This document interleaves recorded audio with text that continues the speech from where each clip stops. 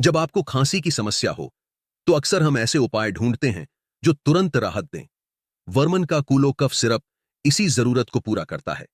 इसमें मौजूद यष्टिमधु, वासाका, हरिद्रा, कंटकारी, तुलसी, अमलकी और तज आपके श्वसन पथ को साफ करते हैं और खांसी को कम करते हैं। यह सिरप न केवल खांसी को शांत करता है, बल्कि गले की खराश और अन्य संक्रमणों से भी राहत दिलाता है। इसे नियमित रूप से इस्तेमाल करें और देखें कैसे यह नेचुरल सिरप आपकी खांसी और गले की समस्या को दूर करता है।